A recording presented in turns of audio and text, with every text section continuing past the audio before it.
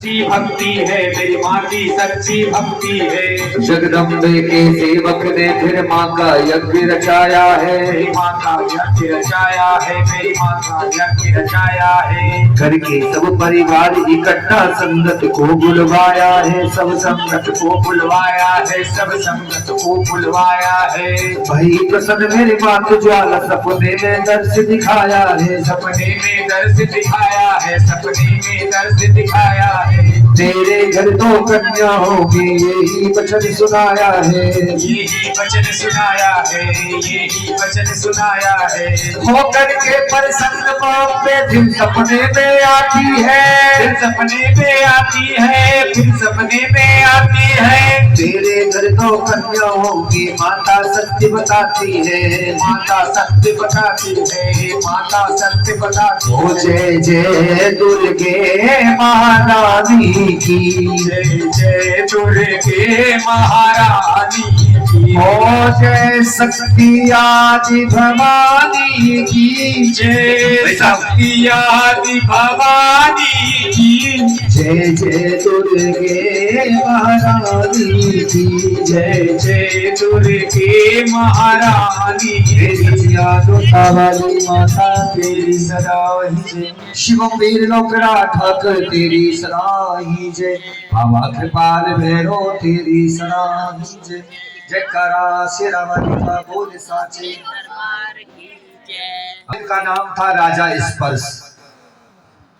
राजघराने में धन दौलत माल खजाने की कोई कमी नहीं थी राजा के यहाँ पर, परंतु राजा के यहाँ कोई संतान नहीं थी।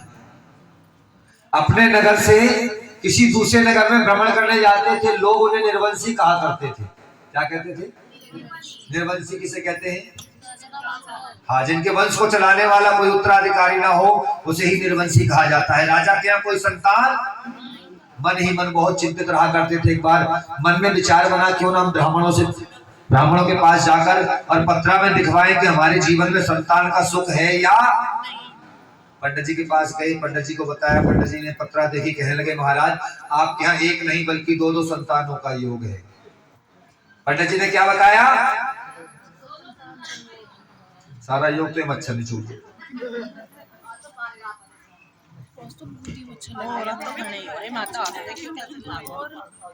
क्या तो सच्चे दरबार की महाराज आपके जीवन में दो संतानों की प्राप्ति होगी। राजा ने कहा महाराज मेरे विवाह को धीरे धीरे करके 25 वर्ष हो गए, शादी को कितने साल? 25। और आप कहते हो दो संतानों की प्राप्ति होगी। महाराज कब होगी संतानों की प्राप्ति, कैसे होगी, कोई उपाय है? ब्राह्मणों ने उपाय बताया कि एक काम करो, महारानी के नाम का यज्ञ रचाओ। पहले कोई किसी का काम नहीं बनता था तो यज्ञ कराए जाते थे, जागरण नहीं होते थे। पहले क्या होते थे? बड़े बड़े यज्ञ होते थे, भंडारे बनते थे बहुत विशाल। सच्चे दरबार की यज्ञ कराया गया। होकर के प्रसन्न माँ अम्बे फिर सपने में आती है। तेरे घर दो कन्या होंगी माता सत्य बताती है। यज्ञ से महारानी प्रसन्न हुई, माँ दुर्गे के नाम का यज्ञ हुआ, महारानी प्रसन्न हुई, माता ने आशीर्वाद दिया तुम्हारे यहाँ सुंदर कन्याओं का जन्म होगा। बड़ी कन्या मेरे नाम की बहुत बड़ी भक्तिनी बनेगी जिसके नाम से तेरे नाम को जाना जाएगा, ऐसा राजा को कहा। सच्चे दरबार की, सच्चे दरबार की भक्तजनों, महारानी आशीर्वाद देकर अंतर ध्यान हो जाती है। राजा बहुत प्रसन्न होते हैं, खुशखबरी पूरे राज्य में सभी को बता दी जाती है। क्या तो जय माता की। और महारानी के आशीर्वाद से ठीक 9-10 माह बाद राजघराने में बड़ी सुंदर सी कन्या का जन्म हुआ। पंडित जी को बुलाकर बेटी का नामकरण कराया। पंडित जी ने नाम रखा तारा। क्या नाम रखा? हे राजन, सुबह की पावन वेला में ब्रह्म मुहूर्त में इस कन्या का जन्म हुआ है। इसके चेहरे का जो तेज है उसे देखकर ये प्रतीत होता है कि साक्षात किसी देवी का अवतार हुआ है आपके यहाँ पर। महाराज इस बेटी का नाम आप तारा रख दीजिए। सच्चे दरबार की क्या नाम रखा? फिर 2 साल बाद महल में दूसरी कन्या आई है। कितने वर्षों बाद? फिर 2 साल बाद महल में दूसरी कन्या आई है। महामाया की माया देखो रंग सावला लाई है। 2 वर्षों के बाद एक और बच्ची का जन्म हुआ। पंडित जी को बुलाया गया नामकरण करने के लिए। पंडित जी आए, पत्रा खोली रगड़ बिचारे और कहने लगे महाराज अनर्थ हो गया। ये छोटी कन्या आपके महलों की तो बात छोड़ो, आपके पूरे राज्य में रहने योग्य नहीं है। यदि ये कन्या तुम्हारे राज्य में रहेगी कोई ना कोई हानि, कोई ना कोई दुर्घटना हो जाएगी। जितनी जल्दी हो सके इस कन्या को अपने राज्य से दूर करवा दो या इस कन्या को मरवा दो। इतना सुनते ही राजा को बड़ा क्रोध आ गया, गुस्सा आ गया। क्यों? क्योंकि शादी के 25 वर्षों के बाद किसी के यहाँ 2 संतानों की प्राप्ति हो और कोई कह दे कन्या को मरवा दो, तो गुस्सा तो आएगा ही, क्योंकि तो इतने दुखों के बाद संतान की प्राप्ति हुई। राजा ने कहा पंडित जी से कि महाराज आप कैसी बातें कर रहे हो, एक बार और देख लीजिए, कहीं ऐसा ना हो कहीं भूल हो गई हो आपसे। ब्राह्मणों ने फिर से बताया महाराज जैसा हमने कहा है बिल्कुल सत्य है, इस बच्ची को पूर्व जन्म में कोई श्राप लगा हुआ है जिसके कारण इसका पालन पोषण किसी छोटे घराने में लिखा है। पालन पोषण कहा? राजा ने कहा महाराज जब आपने इतनी बात बताई है तो इसके जीवन की और भी कुछ बातें आपको पता होगा। पंडित जी ने कहा राजा यदि आप जानना चाहते हो इसके बारे में तो विधि पूर्वक मैं इस एक कन्या के बारे में नहीं दोनों के बारे में बताना चाहता हूँ। राजा ने कहा महाराज बताइए क्या बताना चाहते हैं। तब कहते हैं पंडित जी ने सनातन धर्म में 4 वेद 6 शास्त्र 18 पुराण है। हमारे सनातन धर्म में 4 वेद 6 शास्त्र 18 पुराण है। उसी में एक ग्रंथ है जिसका नाम है भृगु संहिता। उस भृगु संहिता ग्रंथ के माध्यम से पंडित जी ने उन दोनों बहनों के पिछले जन्मों की कहानी सुनानी प्रारंभ की कि सुनिए राजन, जो 2 कन्याएं तुम्हारे घर में तुम्हारे राज्य में जिन दोनों कन्याओं ने जन्म लिया है इनके पूर्व जन्मों की गाथा मैं आपको बता रहा हूँ। आप ध्यान पूर्वक सुनिएगा, एक बार मिलकर कह दो जय माता की। अब कथा सुना रहे हैं पंडित जी राजा को। कौन सुना रहे कथा? राजा को सुना रहे हैं। किसके बारे में कथा सुना रहे हैं? हाँ, उन दोनों कन्याओं के बारे में। प्रेम से कह दो जय माता की। सच्चे दरबार की। पंडित जी ने बताया कि सुनो राजन, पिछले जन्म में दोनों बहनें मान बड़ा ही पाती थी, अप्सरा बनकर इंद्रलोक में दोनों नृत्य दिखाती थी राजा इंद्र के दरबार की। ये दोनों बहनें अप्सरा थी जिनका नाम था रेणुका और मेनका। क्या नाम था? लोमस ऋषि के श्राप के कारण इन दोनों बहनों का जन्म पृथ्वी पर हुआ एक ब्राह्मण के यहाँ पर, जहाँ इनका नाम रखा गया छगन और मगन। धीरे धीरे दोनों बहनें बड़ी हुई। दोनों बहनों ने एकादशी का व्रत धारण किया। एकादशी के व्रत में गलती से भूल से छोटी बहन ने मांस का आहार कर लिया। क्या खा लिया? और व्रत खंडित हो गया। जब बड़ी बहन को यह पता लगा कि इसने मांस का भक्षण किया है तो क्रोध में आकर अपनी छोटी बहन को भला बुरा कह दिया और यहाँ तक कह दिया नीच एकादशी वाले दिन लोग अपने घर में चावल भी। कह दो जय माता दी। एक बार दोनों हाथ उठाए जिनका ध्यान यहाँ नहीं है। ध्यान यही है कथा में यही है। सुनो सच्चे दरबार की, दुर्गे मैया की। माता जी कह रहे हैं ध्यान तो भैया यही है।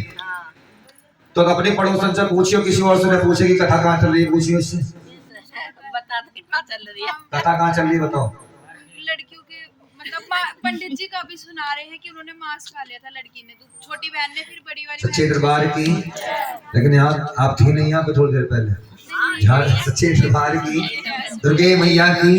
कह दो जय माता की। ध्यान दीजिएगा, प्रेम से कह दो जय माता की।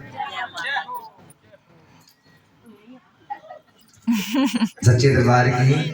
भगत जी नाम नजर है, टीका तो लगवा ले तुम दरबार में आके एक बार मिलकर कह दो जय माता की। ध्यान दीजिएगा, वो बहने एकादशी के व्रत में छोटी बहन ने मांस का भक्षण किया। क्रोध में आकर बड़ी बहन ने श्राप दे दिया कि तूने ऐसा कार्य किया है। एकादशी के व्रत में लोग अपने घर में चावल भी, और तूने तो साक्षात मांस का भक्षण किया, इसलिए मैं तुझे श्राप देती हूँ। तेरा जो अगला जन्म होगा एक ऐसी योनि में होगा कि तू पूरे जीवन भर कीड़े मकोड़े खाएगी और तू छिपकली योनि में। कह दो जय माता की। क्रोध में आकर बड़ी बहन ने श्राप दे दिया, लेकिन छोटी बहन ने अपनी बड़ी बहन के पैर पकड़ लिए, चरणों में गिर गई, रोने लगी, गिड़गिड़ाने लगी और कहने लगी बहन जो पाप मैंने किया है वो मैंने जानबूझकर मुझे नहीं पता था। जो प्रसाद कहकर मुझे दी, जो वस्तु मैंने खाई है वो मुझे प्रसाद कहकर दिया गया था। यहाँ ये कहा था कि ये महाप्रसाद है। क्या है? और मैंने प्रसाद समझकर उसको ग्रहण कर लिया। मुझे नहीं पता था क्या वस्तु है। अनजाने में मुझसे पाप हुआ है, मैंने जानबूझकर। तो बड़ी बहन को दया आ गई, अपनी छोटी बहन को आशीर्वाद दिया, कह दिया देख जो मैंने तुझे श्राप दिया है वो तो पूरा होना निश्चित है, लेकिन अगर छिपकली योनि में तूने कोई अच्छा काम किया, क्या जी, छिपकली योनि में जाएगी तो छिपकली योनि में, क्योंकि मेरा श्राप है, लेकिन छिपकली योनि में भी तूने कोई अच्छा काम किया तो तेरा कल्याण हो जाएगा, तुझे दोबारा से मनुष्य का चोला प्राप्त हो जाएगा। कह दो जय माता सच्चे दरबार की। अब वो छिपकली योनि में अपने जीवन को व्यतीत कर रही है, देख रही है कब वो समय आएगा जब मेरा कल्याण होगा। धीरे धीरे वो समय आ गया। भक्तजनों ऐसा कहते हैं पांडवों ने यज्ञ रचाया, उस यज्ञ में सभी ऋषि मुनियों को बुलाया। भूल हो गई उनसे एक कि दुर्वासा ऋषि को उस यज्ञ में बुलाना। कौन से ऋषि को? दुर्वासा ऋषि को। कह दो जय माता। दुर्वासा ऋषि को यज्ञ में बुलाना भूल जाते हैं। दुर्वासा ऋषि को जब पता लगा पांडवों ने यज्ञ रचाया है, सभी को बुलाया है और हमारा अपमान किया है, इसका मतलब हम इनके यज्ञ को सफल नहीं होने देंगे। हीन भावना मन के अंदर आ गई। पूरे समाज में सभी को बुलाया लेकिन हमें नहीं बुलाया, हमें छोड़ दिया गया।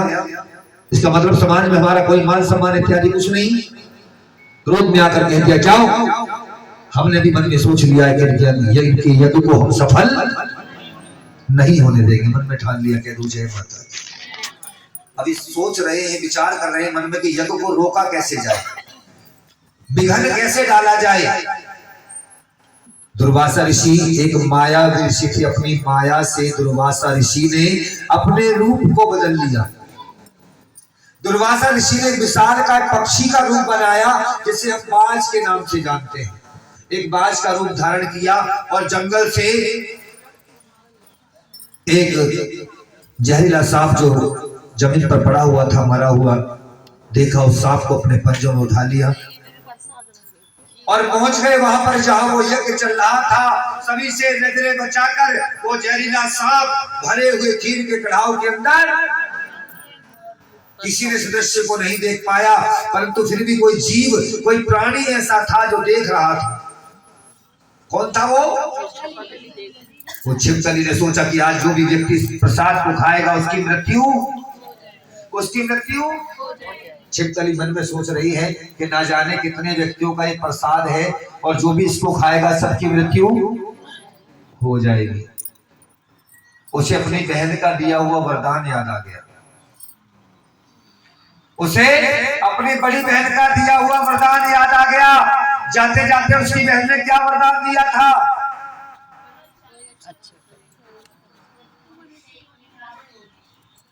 आप बताइए बहन जी। नहीं, आपसे पीछे वाले, इनसे पीछे वाले। सच्चे दरबार की मिलकर कह दो जय माता। भक्तजनों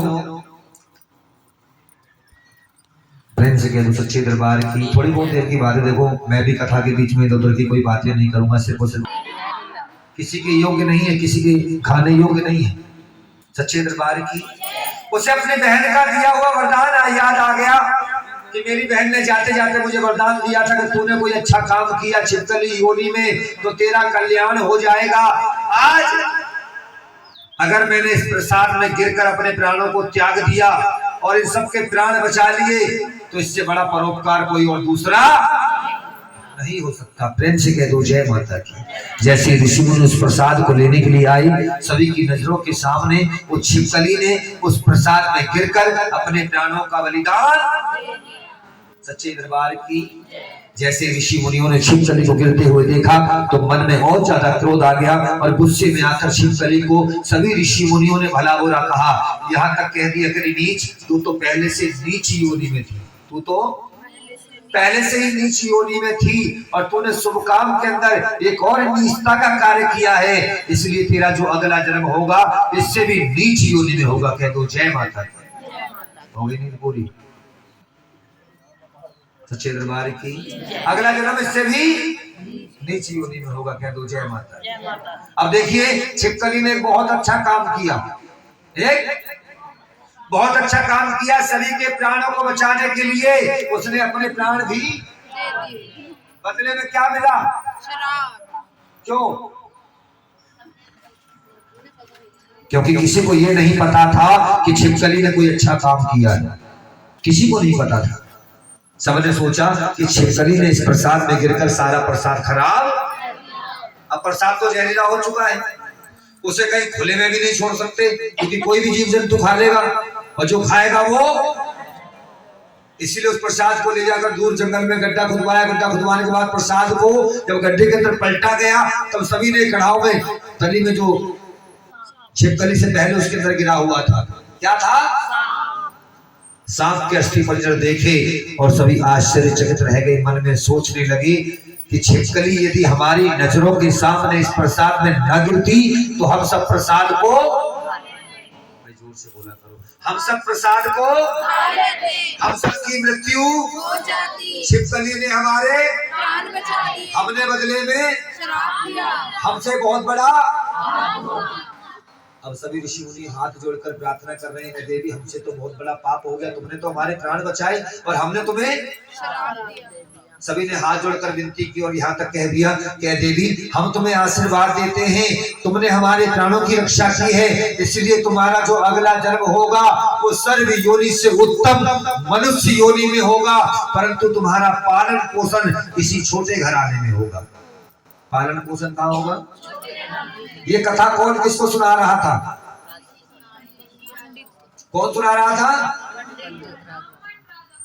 पंडित जी राजा को बता रहे थे कि महाराज वही छिपकली राजा तेरे कन्या बनकर आई है, ये छोटी कन्या है, वही छिपकली राजा तेरे कन्या बनकर आई है और पलना इसको नीच घराने लीला ये बतलाई है, कभी श्राप ना खाली जाए, ना तुम झूठी आस करो, अपना धर्म बचाओ राजन और मन में विश्वास करो, क्योंकि भक्तों होनी है के रहे मिटे ना लेख मिटाने से। जितनी जल्दी हो सके महाराज इस कन्या को अपने राज्य से दूर करवा दो। राजा ने कहा पंडित जी महाराज कोई ऐसा उपाय बताओ जिससे इस कन्या का उद्धार हो जाए और हम इसके मारने के पाप से बच जाए। कह दो जय माता। पंडित जी ने उपाय बताया कि काम करो, चंदन की लकड़ी का बक्सा मंगवाओ। क्या मंगवाया गया?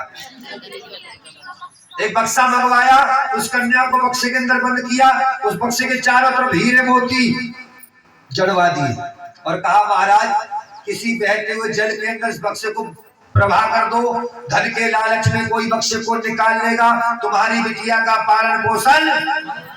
कह दो जय माता। जैसा बताया राजा ने वैसा ही किया है। आंखों से झरझर आंसू बह रहे हैं क्योंकि संतान के बिछड़ने का दुख बहुत बड़ा दुख बताया है।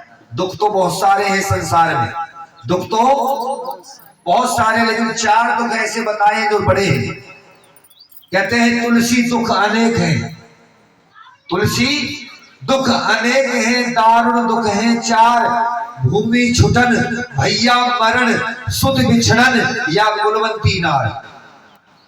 यानी कि भूकंप आता है, अनेकों की जान माल की हानि होती, कहीं तो ऐसा भी होता है कि भूकंप में पूरा परिवार का परिवार नष्ट हो जाता है। सच्चे दरबार की। दूसरा सगे भाई की मृत्यु होना सबसे बड़ा दुख बताया है। तीसरा औलाद होने के बाद बिछड़ जाए, उसका भी उसकी आस जीवन भर लगी रहती कि कहीं ना कहीं वो हमें जरूर मिलेगा। सच्चे दरबार की। और चौथा घर के मान मर्यादा को रखने वाली स्त्री घर छोड़कर चली जाए, इससे बढ़कर भी कोई दुख। प्रेम से कह दो जय माता की। यानी 4 दुख में से एक दुख था राजा को, कौन सा? संतान के बिछड़ने का। पंडित जी समझा रहे हैं महाराज आज नहीं तो कल ये बेटी बड़ी होती और बड़ी होने के बाद तुम इसे विदा करते तो और ज्यादा तुम्हें कष्ट होता। सोच लीजिए कि आज ही आपने अपनी बिटिया का कन्यादान। बक्से को सरयू नदी के अंदर प्रवाह किया है, सरयू नदी के किनारे लेकर पहुंच के बक्से को नदी के अंदर प्रवाह कर रहे हैं, आंख से झरझर आंसू बह रहे हैं। पंडित जी ने समझाया कि महाराज बेटी पराया धन है, पगले क्यों तू नीर बहाए, तेरे नैना क्यों भर आए, राजा जी तेरे नैना क्यों भर आए। नदी के अंदर बक्से को प्रवाह किया, बक्सा बहता बहता बहता बहता काशी नगरी पहुंच गया। सुबह की पावन वेला पंडित जी नदी में स्नान कर रहे थे। पंडित जी ने देखा सामने कोई चमकीली वस्तु बैठी आ रही है। पंडित जी ने बक्से को निकालने की कोशिश की, परंतु पंडित जी के हाथ बक्सा, कोशिश कर रहे हैं पंडित जी ने 2 कदम बढ़ाए बक्से की तरफ, बक्सा उनसे और पीछे हो गया। पंडित जी फिर आगे बढ़े, बक्सा और पीछे हो गया। धीरे धीरे जब गहरे जल में पहुंच गए, पंडित जी सोचने लगे कभी ऐसा ना हो धन के लालच में हमारे प्राण भी, और हाथ कुछ मिले आए ना। सच्चे दरबार की। बाहर निकल के आए, एक भील नगर बुहारने के बाद वहां से गुजरा करता था। पंडित जी ने आवाज लगाई, भैया अरे हमारी बात सुनो। दौड़ कर गई, बोलो महाराज क्या बात है? इस बक्से को निकाल कर ले आओ, मैं तुम्हें तुम्हारी मजदूरी दे दूंगा। कह दो जय माता। भेल तैरना जानता था, नदी में छलांग लगाई, बक्से को निकाल कर बाहर ले आई। ऊपर जितनी भी धनमाया थी पंडित जी महाराज ने सब अपने मोछे में बांध ली। भील उस बक्से को लेकर जाने लगा। पंडित जी ने देखा बक्से में वजन ज्यादा है। बक्से में वजन खोल कर दिखाओ इसके अंदर क्या है। जैसे ही बक्सा खोल कर देखा तो वही सुंदर सी कन्या अपने दाहिने पैर का अंगूठा चूस रही थी। एक बार प्रेम से कहो दुर्गे महारानी की, सच्चे दरबार की। देखिए कैसा सौभाग्य है कि जन्म लेते ही माँ से जुदा कर दिया। प्रेम से कहो सच्चे दरबार की, दुर्गे मैया की।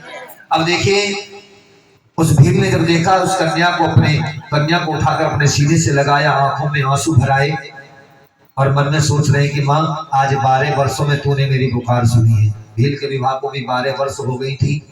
भील के विवाह को 12 वर्ष हो गई थी, संतान की प्राप्ति नहीं हुई थी। आज कन्या को पाकर बहुत ही प्रसन्न हुआ, गदगद हो गया हृदय और जाकर अपनी धर्मपत्नी की गोद में उस कन्या को सजा दिया। भिलनी कन्या को पाकर बहुत प्रसन्न होती है, माँ से कहती है माता रानी जब तूने संतान दी है माँ तो कोई ऐसा चमत्कार कर दे जिससे इस बच्ची का मैं पालन पोषण। माँ की कृपा हुई, भक्तजनों उसके स्तनों से दूध की धार बहने लगी। बच्ची का पालन पोषण हुआ, नाम रखा गया रुक्मणी। क्या नाम रखा? धीरे धीरे बड़ी हो जाती है। उधर बहनों में बड़ी बहन का नाम क्या था? विवाह के योग्य हो जाती है। जब बेटी बड़ी हो जाती है, विवाह के योग्य हो जाती है तो माँ बाप की चिंता तो वैसे उसी दिन से हो जाती है जिस दिन बेटी घर में जन्म लेती। कहते हैं पैदा होते ही बोझ लगती है बेटियां। किसी के घर में बेटी का जन्म होता है, पड़ोसी भी कह देते हैं भाई देखो, मिलकर कहो सच्चे दरबार की। लेकिन वही बेटी विवाह होने के बाद जब अपने घर जाती है तो सास ससुर इत्यादि कहते हैं कि हमारे यहाँ पर लक्ष्मी आई है। जन्म से बेटी भाग्यहीन है पर लक्ष्मी कहलाए। जन्म से बेटी भाग्यहीन है पर लक्ष्मी कहलाए। मीठी मीठी बातों से घर आंगन को महकाए। बेटी पत्नी माँ बन करके कुल की लाज बचाए। कह दो जय माता की। पैदा होते ही बोझ लगती हैं बेटियां, मगर बेटों से ज्यादा प्यार पाती हैं बेटियां। घर होता है इनके हवाले, हर चीज पर हक जमाती हैं बेटियां। बड़ी हुई तो मेहमान बन गई, संजोग के बंधन में बंध जाती हैं बेटियां। अपनी और तुम्हारी बात तो क्या कहूँ भक्तों, राजाओं के सर को भी झुकाती हैं। कितना ही बड़ा राजा क्यों ना हो, अपने घर से अपनी बेटी को विदा करता है तो सर झुकाकर कन्यादान सबसे बड़ा दान बताया है। कौन सा? सच्चे दरबार की। भैया पंडित जी एक जल का लोटा इनको को चढ़ा दो, छिड़कने से तो काम बनेगा नहीं। कहा कि जितने रिश्तेदार होते हैं, घर के परिवार के रिश्तेदार मेहमान घर के अंदर जितने भी होते सभी की आंखें नम होती जब बहन एक बेटी विदा हो रही है घर से। बहन से कह दो जय माता की। अच्छा बेटी वो बहन सबसे मिल लेती है, और जो भाई सबसे ज्यादा लड़ता था, जिस भाई से बार बार छोटी छोटी बातों पर लड़ाई हो जाया करती थी, वो भाई भी अपनी बहन को अपने गले से लगाकर रोने लगता है। सच्चे दरबार की, दुर्गे मैया की। और सबसे मिलने के बाद बेटी जब दरवाजे से कदम बाहर निकालती, उससे पहले देखती है कि चारों तरफ देख रही, सब दिखाई दे रहे हैं लेकिन एक शख्स दिखाई नहीं देता बेटी को। कौन होता है वो? पापा। प्रेम से कह दो सच्चे दरबार की। भक्तों बेटी देख रही है कि मेरे बाबुल राजा मेरे पिता मुझे नजर नहीं आ रहे। जिस बाप ने कभी किसी के आगे सर नहीं झुकाया, लेकिन जब बेटी घर से विदा होती है तो मैरिज होम के बाहर खड़े हो जाते हैं, सभी के आगे हाथ जोड़ते हैं कि हमारे पास बेटी के अलावा कुछ भी नहीं है। हर माँ बाप अपनी औकात से ज्यादा अपनी बेटी को देकर भेजते हैं। कोई नहीं चाहता कि मेरी बेटी कहीं जाए दुखी रहे, कोई परेशानी आए उसके जीवन में। सच्चे दरबार की। बेटी देख रही है कि पिताजी नजर नहीं आ रहे, और पिता पता कहाँ होते हैं? वो एकांत में सारे काम करने के बाद ऐसे हो जाते हैं कि अब कुछ भी नहीं बचा मेरे पास। जब बेटी विदा हो रही है, मन में सोच रहे हैं कि आज 20-22 साल के एक आंगन में खेला करती थी। जब मैं ड्यूटी से आता था तो सबसे पहले गिलास पानी का लेके मेरे सामने आ जाती थी। आज जब चली जाएगी मुझे कौन पूछेगा पापा आपकी तबीयत खराब थी, आपने दवाई ली नहीं? क्योंकि बेटियां ऐसी होती हैं, बहुत ज्यादा ख्याल रखती हैं माँ बाप का।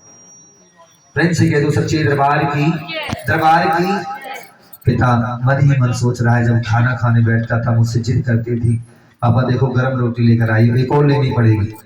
हुई उसका विवाह भी हरिपुर नगर में ही भीलों की बस्ती में एक कालू नामक दिल से कर दिया जाता है। सौभाग्य देखिए कि एक ही माँ से दोनों ने जन्म लिया है, दोनों बहनों ने एक ही माँ से दोनों ने जन्म लिया है, लेकिन दोनों का सौभाग्य देखो, एक तो राजघराने की महारानी तारा बन गई, वही उसी राज्य में उसी नगर में नौकरानी भीलों के यहाँ पर पालन पोषण हुआ।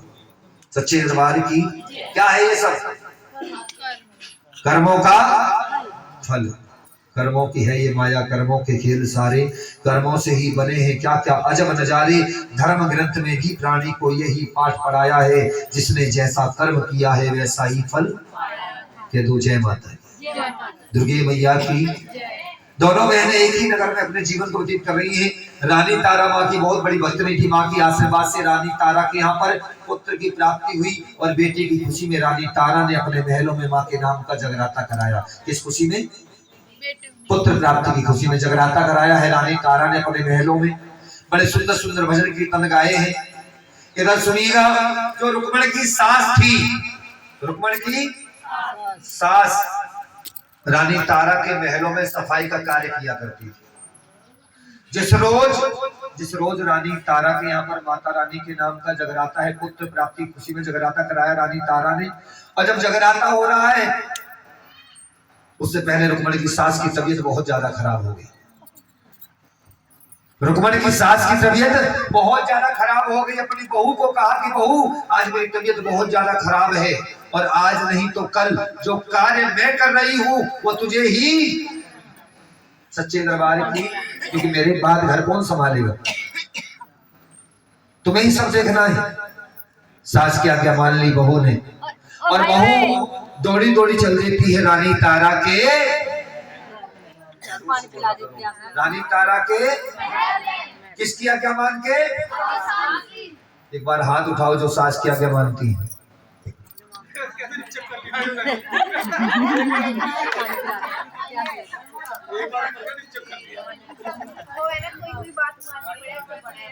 ये कह रही है जो पूरे दिन सांस न लेते उसे सांस कहते हैं।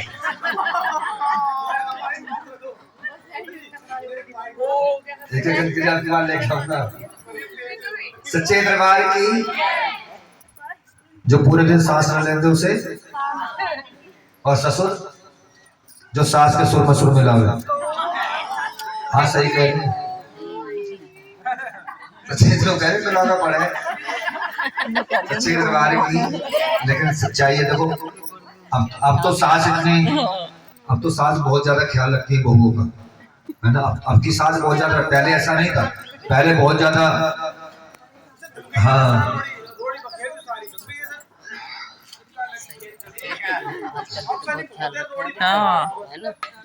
चार बहू एक जगह बैठ जाए ना, तेरी सास कैसी है, वो क्या बताऊं, बहन ने चश्मा और बनवा लिया। अब चश्मा।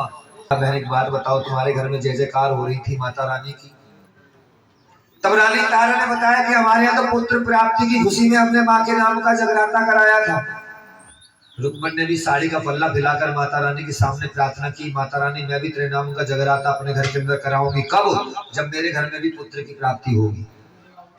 महारानी के आशीर्वाद से रुक्मण के यहाँ भी पुत्र की प्राप्ति हुई। बेटे के लाड़ प्यार में रुक्मण इतना खो गई, इतना खो गई, इतना खो गई कि माँ के नाम को भूल गई। ये दुनिया का दस्तूर है, मतलब निकल गया तो पहचानते नहीं, और ऐसे जा रहे हैं जैसे सच्चे दरबार की। दुख में सुमरण सब करें, सुख में करे ना, जो सुख में सुमरण करे तो दुख काहे को। प्रेम से कह दो जय माता। सच्चे दरबार की, मिलकर कह दो सच्चे दरबार की।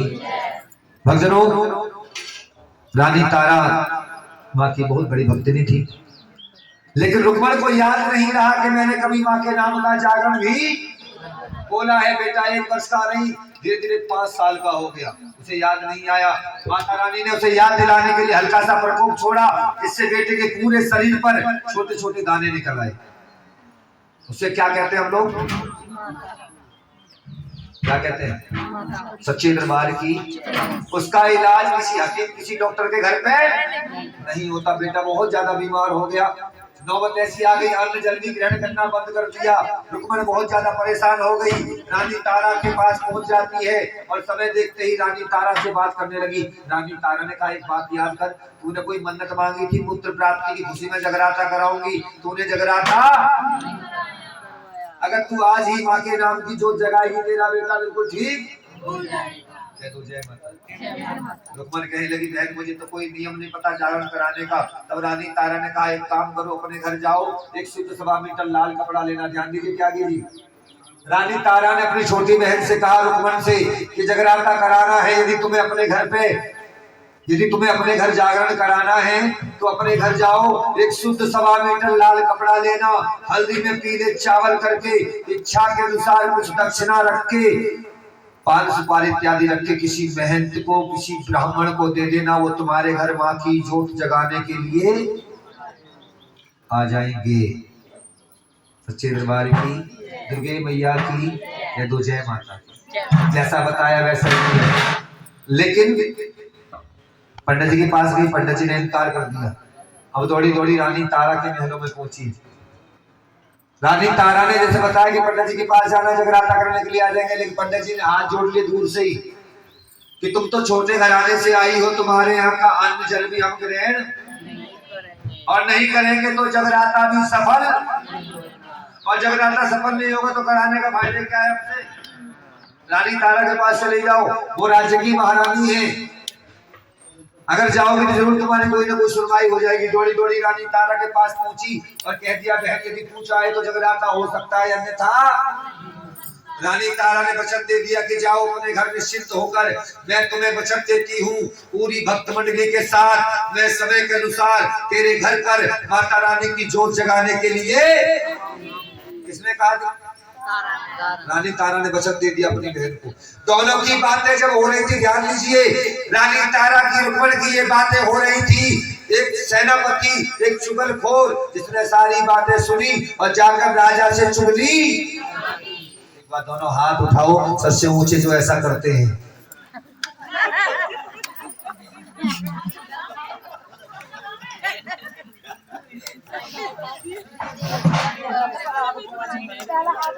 सच्चे दरबार की एक बात और खास है इनकी, यहाँ से लेकर वहां तक की पूरी बुराई करके तो लोग बरंदा में करना खेल से।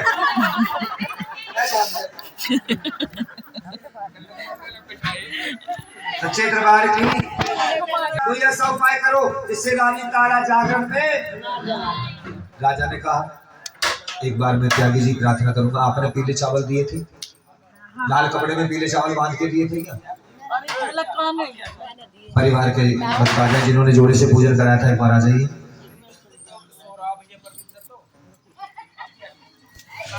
आ जाइए।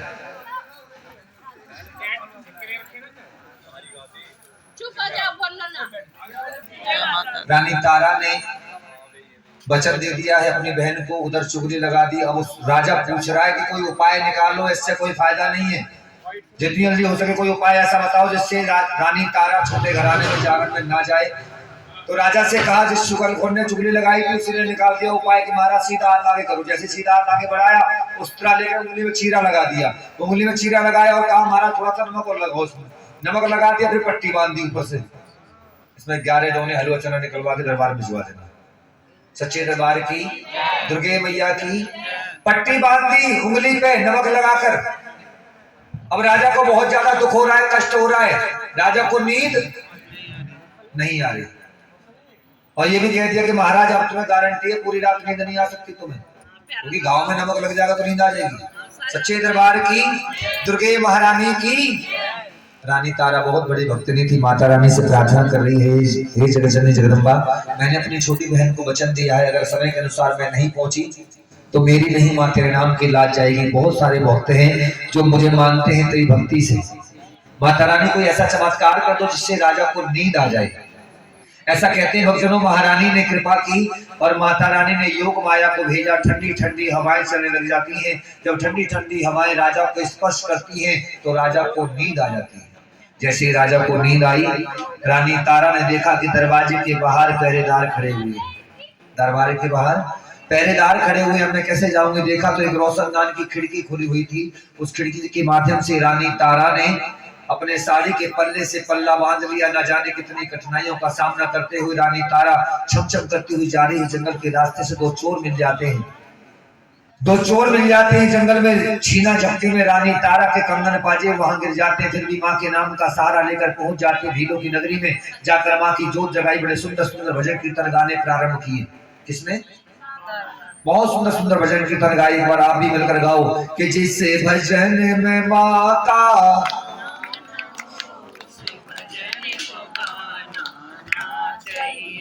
जिससे सभा में अपना मान न हो उसे सभा में जाना चाहिए। अरे भैया 11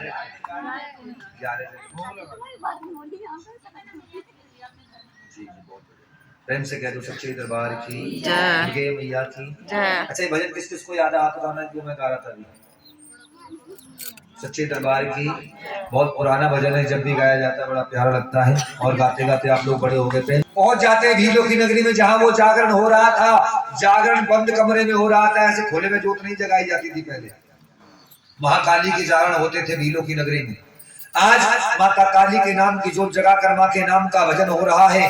रानी तारा माता रानी के नाम का भजन कर रही है और माँ को भोग लगाया गया। ऐसे कहते हैं बकरे की बलि के प्रसाद के छोटे छोटे टुकड़े किए गए और उसी प्रसाद से माँ कालिका को भोग लगाकर रानी तारा ने सब भक्तों को वही प्रसाद वितरण किया। और स्वयं रानी तारा ने अपने साड़ी के पल्ले में भी उस प्रसाद को कह दो जय माता की। पंचमेवा का भोग लगवा दो दोनों जने, कह दो जय माता की। इनकी झोली में दे देना भैया। रानी तारा ने प्रसाद सबको देने के बाद अपने साड़ी के पल्ले में भी बांध लिया। कहती राजा को देखकर स्वयं थरथर कांपने लगी कि महाराज मुझसे बहुत बड़ी भूल हो गई जो मैं भीलों के यहाँ पर जगराते में आई हूँ। राजा ने कहा तारा तूने जागरण में आकर गलती नहीं की, परंतु जो साड़ी के पल्ले में तूने प्रसाद लिया है वो देखना चाहता हूँ किस चीज का प्रसाद है। रानी तारा ने कहा महाराज मेरी महारानी के नाम का प्रसाद है, माता रानी के नाम का प्रसाद है। और प्रसाद तो प्रसाद होता है, कह दो जय माता। राजा ने कहा तारा मैंने अपनी आंखों से देखा है तुझे मांस लेते हुए। रानी तारा ने कहा नहीं महाराज मेरी माँ के नाम का वैष्णवी प्रसाद है। कौन सा वैष्णवी प्रसाद? कौन सा होता है? जो अभी आपको दिया जाएगा पंचमेवा का, 5 प्रकार की मेवाओं का जो प्रसाद दिया जाएगा वो महारानी के नाम का प्रसाद है। माँ वैष्णो के नाम के वैष्णो देवी को अर्पण किया जाता है। प्रेम से कहो सच्चे दरबार की दुर्गे मैया की। राजा ने अपनी आंखों से देखा था प्रसाद लेते समय। किस चीज का प्रसाद लिया था रानी तारा ने? क्रोध में आकर तलवार निकाली, साड़ी के पल्ले में तलवार मार दी, सारा प्रसाद जमीन पर। जैसे प्रसाद जमीन पर गिरा है तो देखिए भगवती की ऐसी कृपा हुई कि वो प्रसाद स्वयं 5 प्रकार की मेवाओं में बदल गया। एक बार दोनों हाथ उठाकर जयकार लगाओ और सच्चे दरबार की। जब ये चमत्कार देखा तो राजा को और ज्यादा क्रोध आ गया, और ज्यादा गुस्सा आ गई। तारा जगराते करते करते तू जादूगरनी बन गई है, तूने तो जादू सीख लिया है, अपने जादू से तूने प्रसाद को बदल दिया। रानी तारा ने कहा महाराज ये जादू नहीं है, जो भी आपने शक्ति देखी है मेरी महारानी की शक्ति है। राजा ने कहा तारा मैं देखना चाहता हूँ तेरी माँ की शक्ति क्या है। रानी तारा ने कहा महाराज मेरी माँ की शक्ति को जानना कोई मामूली बात नहीं है। ध्यान दीजिए महाराज मेरी माँ की शक्ति को जानना कोई मामूली बात नहीं है, बहुत ज्यादा परीक्षाएं देनी पड़ेंगी आपको। राजा ने कहा तारा आज चाहे कुछ भी हो जाए तेरी माँ की शक्ति को मैं जान कर रहूंगा। ये साड़ी के पल्ले में देना भैया प्रसाद, भाई दोने में नहीं दिया जाता। ये साड़ी के पल्ले में लेना, प्रसाद को लेकर बांध लेना। कोई एक दूसरे का प्रसाद देखेगा नहीं, क्योंकि देखने के बाद क्या होता है पता है? प्रसाद लेने के बाद दूसरे के में देखते हो, देखो तेरे में 3-4 बात हमने दी, हमारे में तो एक भी ना दिया। ऐसी ऐसी बातें होती हैं। सच्चे दरबार की देख लो, अपने तो अपने होते हैं। सच्चे दरबार की दुर्गे मैया की जय माता की। ध्यान दीजिएगा 5 मिनट की बात और है। राजा ने कहा तारा ये जादू है, तूने जादू से प्रसाद को बदल दिया। नहीं महाराज जादू नहीं है, माँ की शक्ति है। तारा मैं देखना चाहता हूँ तेरी माँ में क्या शक्ति है। महाराज मेरी माँ की शक्ति को जानना कोई मामूली बात नहीं है। समझा बुझाकर महलों में लेकर आए कि महाराज आप बताइए क्या जानना चाहते हैं। कि माँ की शक्ति देखना चाहता हूँ। कि महाराज महारानी की शक्ति देखनी तो माता रानी के नाम का जगराता करवाओ। रानी तारा ने अपने महलों में माँ की जोत जगवाई है और बड़े सुंदर सुंदर भजन कीर्तन गाए। प्रेम से कहो सच्ची दरबार की दुर्गे मैया की। माँ की शक्ति को जानने का प्रयास किया है राजा ने। एक बार मिलकर कह दो जय माता। रानी तारा ने कहा महाराज अब सुबह की पावन वेला है, माता रानी को भोग लगाने का जब समय होता है तो रानी तारा ने कहा संसार में आप जिसे सबसे ज्यादा प्रेम करते हैं आपको उसकी बलि चढ़ानी होगी। कह दो सच्चे दरबार की। राजा सबसे ज्यादा प्रेम किसको करता था? तो तारा के दुश्मन थी। तारा को नहीं करता था। अगर आपने देखा होगा माँ और पिताजी और माताजी दोनों हैं। ध्यान दीजिए भैया जी, माताजी पिताजी दोनों खड़े हैं और माताजी पिताजी के सामने बेटा माँ से ऊंची आवाज में बात करेगा, पिताजी बर्दाश्त करेंगे? नहीं कर सकते ना। प्रेम से बहुत सच्चे दरबार की। प्रेम तारा से भी उतना ही था जितना पुत्र से था। लेकिन अगर माँ की शक्ति को जानने के लिए तारा की बलि चढ़ा दी जाएगी तो माँ की शक्ति को बताएगा कौन? माँ के बारे में समझाएगा कौन जिसके ऊपर बहस हो रही है? सच्चे दरबार की। रानी तारा ने कहा संसार में आप जिसे सबसे ज्यादा प्रेम करते हैं आपको उसकी बलि चढ़ानी होगी। राजा ने सबसे पहले अपने ही हाथों से अपने ही घोड़े की गर्दन धड़ से अलग कर दी।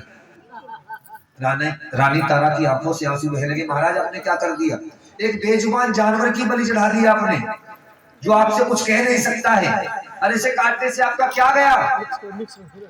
एक बेजुबान जानवर जो तुम्हें हर बार युद्ध में विजय प्राप्त करा के लाता था, जिसे तुम सबसे ज्यादा प्रेम करते थे, इस घोड़े को तुमने काट दिया। महाराज अगर मेरी माँ की शक्ति को जानना है तो आपको उसकी बलि चढ़ानी होगी जिसे संसार में आप सबसे ज्यादा प्रेम करते हैं। राजा समझ गया तारा तू मेरे बेटे की बात कर रही। अरे जिस बेटे को तूने जन्म दिया, पाल पोस के बड़ा किया, आज 15-17 साल का बेटा हो गया, आज तू उसे मारने की बात करती है। संसार में ऐसी कोई मां नहीं हो सकती तारा जो अपनी आंखों के सामने अपने पुत्र के छोटे छोटे टुकड़े करवा दे।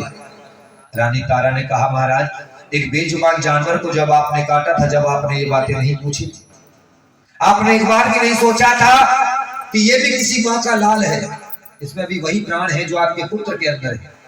महाराज अगर माँ की शक्ति को जानना चाहते हो तो जिस प्रकार तलवार चलाते समय जब घोड़े पे आपने तलवार चलाई थी आपके हाथ नहीं कांपे थे, अगर माँ की शक्ति को जानना चाहते हो तो आपको अपने पुत्र की इसी प्रकार बलि चढ़ानी होगी। प्रेम से कहो सच्चे दरबार की।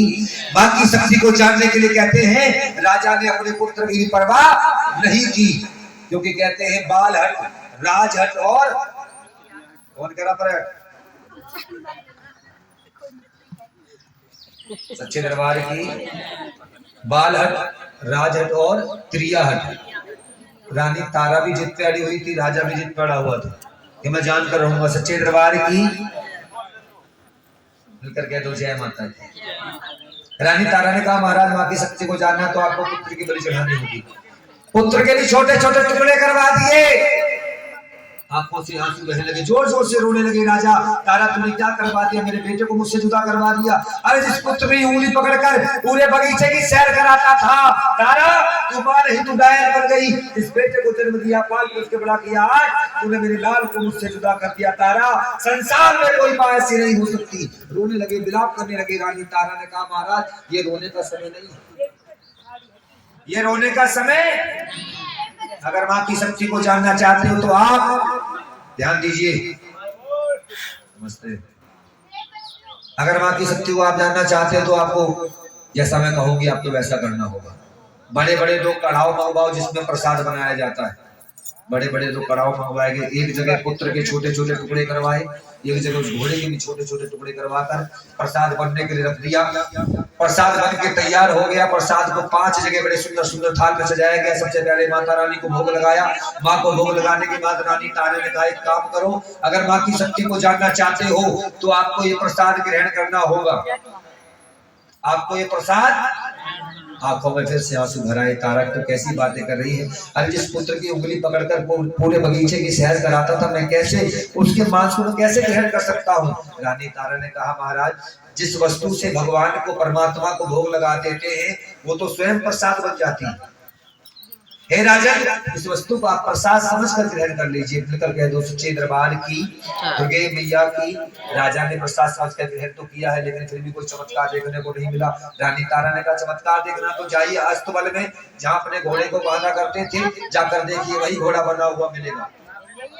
जाकर देखा तो वही घोड़ा बना हुआ मिला। मिलकर कह दो सच्चे दरबार की। अब तो तसल्ली हो गई, 2 बार ले लिया। नो कह रहा सच्चे दरबार की। भैया को दे देना है। हुआ राजा कहने लगा तारा का मेरा बेटा मेरी आंखों के सामने दौड़ा चलाएगा, तब मान सकता हूँ तेरी माँ में शक्ति है। रानी तारा ने कहा महाराज यदि ऐसी बात है तो सच्चे मन से महारानी की आराधना करो। घमंड, ऊंच नीच का भेदभाव सब नष्ट, सब त्याग दो। अगर अहंकार रहेगा दिमाग के अंदर तो माता रानी कृपा नहीं करेंगे। सारे अहंकार को त्याग कर और भाव से, जिस प्रकार किसी से कुछ मांगा जाता है, ऐसे भाव से महारानी से प्रार्थना करो कि माता रानी कृपा करे और अपने पुत्र को आवाज लगाओ। पहली आवाज लगाई बेटा नहीं आया, दूसरी आवाज लगाई बेटा सुंदर, बेटा फिर भी नहीं आया। आंखों में आंसू भरकर जोर से बोला बेटा सुंदर। बेटा महलों से दौड़ा चलाया, दौड़कर बेटे को अपने सीने से लगा लिया। अपने बेटे को सीने से लगाकर और पूछने लगे बेटा तुम कहाँ थे, कितनी देर से मैं तुम्हें आवाज लगा रहा था। तो बेटे ने कहा पिताजी सारे संसार का पालन पोषण करने वाली, सारे जगत की जननी जगदम्बा अपनी गोद में बिठाकर पालने में झुला रही थी। महाराज आपने बुलाया, माँ ने मुझे भेज दिया। सच्चे मन से अगर माता रानी को आप याद करते, माता रानी स्वयं तुम्हें दर्शन देने के लिए। प्रेम से कहो सच्चे दरबार की। और रानी तारा ने, राजा ने, तीनों ने मिलकर माँ भगवती की स्तुति की, महारानी का ध्यान किया, माँ की आराधना की। अष्टभुजी धारण करके, अष्टभुजाएं धारण करके स्वयं महारानी माँ दुर्गा साक्षात प्रकट होती है। सूर्य के समान चमकता हुआ तेज।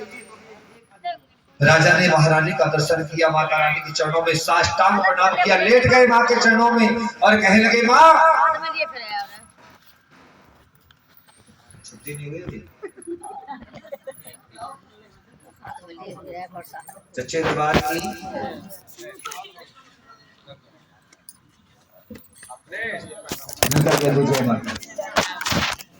भक्तजनों, माँ की शक्ति को जानने के लिए